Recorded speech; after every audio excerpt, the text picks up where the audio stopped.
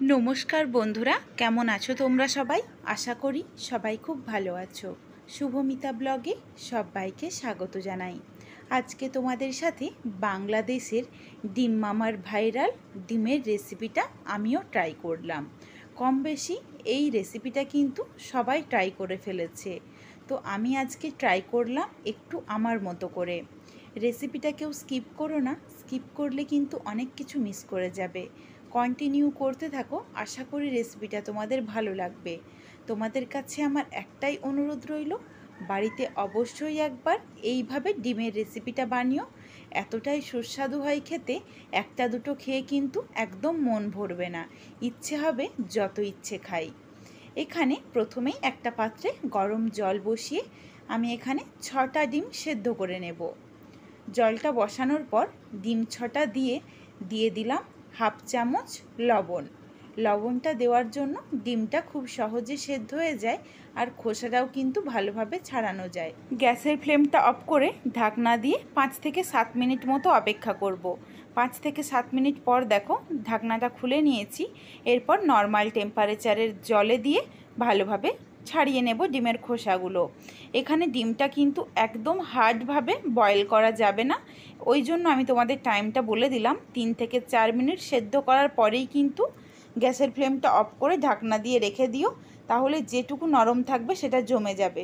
এইদিকে একটা পাত্রে কিছুটা পরিমাণে জল নিয়ে নিয়েছি। গাজর, টমেটো, ধনেপাতা, কাঁচা লঙ্কা, শসা, পেঁয়াজ সব কিছুই কিন্তু জলের মধ্যে ধুয়ে তারপরে কাটতে হবে। কাটার পর যদি ধোয়া হয় তাহলে কিন্তু সেই যেটুকু জল থেকে যাবে, আর এইগুলোর থেকেও কিন্তু শসা বা পেঁয়াজ সব কিছুর থেকেই জল ছাড়বে লবণ দেওয়ার পর, তখন কিন্তু জলের পরিমাপ অনেক বেশি হয়ে যাবে। এই জন্যই প্রথমে আগে গোটা অবস্থায় ধুয়ে তারপর কেটে নিতে হবে, কাটার পর আর ধুইনি। এখানে দেখো গাজর, শসা, পেঁয়াজ, টমেটো সব কিছুই খুব ছোট্ট ছোট্ট টুকরো করে নিয়েছি। গাজরটা সরু সরু করে কেটেছি আর শসাটাও সরু করে। দিয়ে দিলাম স্বাদ অনুযায়ী বিট লবণ, সামান্য একটু দিয়ে দিলাম চিনি, কারণ এর মধ্যে যাতে টক ঝাল মিষ্টি সব কিছু ব্যালেন্স হয়, এই জন্য অল্প একটু চিনিও দিয়ে দিয়েছি। এরপর দিয়ে দিলাম হাফ টেবিল স্পুন মতো কাসুন্দি।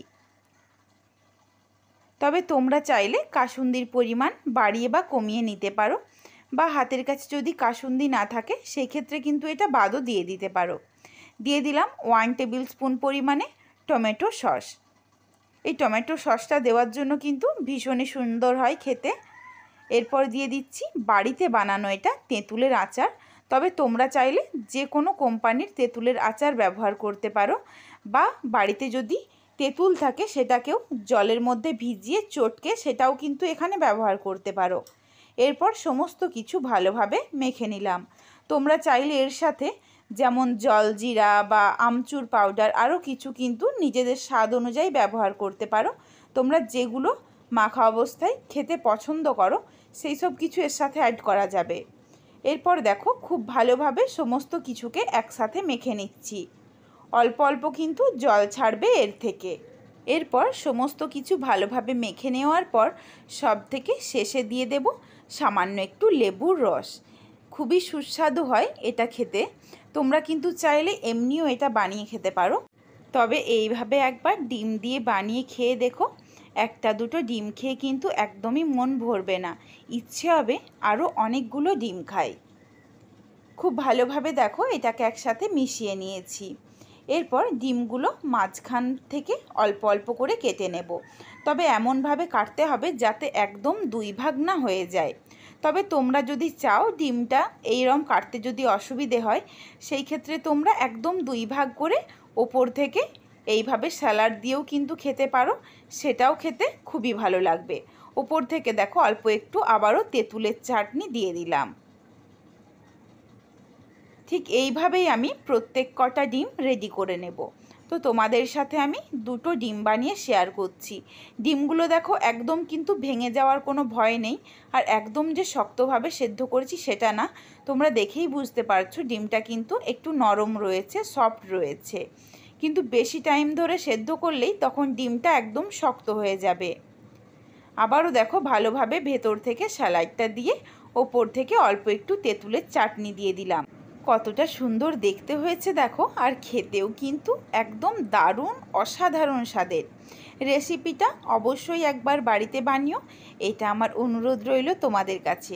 যেই স্যালাডটা বানিয়েছিলাম ওই স্যালাডটা কিন্তু 8 থেকে 10টা ডিম অবধি বানানো হয়ে যাবে। তো আমার অল্প একটু বেঁচে গিয়েছে, সেটাও প্লেটের মধ্যে দিয়ে দিয়েছি। এই স্যালাডটা তো এমনি এমনি খেতেও খুবই সুন্দর লাগে। বাংলাদেশের ডিম মামার ভাইরাল এই স্পেশাল ডিমের রেসিপিটা তোমাদের কেমন লাগলো কমেন্ট করে জানাতে ভুলো না কিন্তু। যদি ভালো লাগে লাইক করো, শেয়ার করে বন্ধুদের দেখার সুযোগ করে দিও।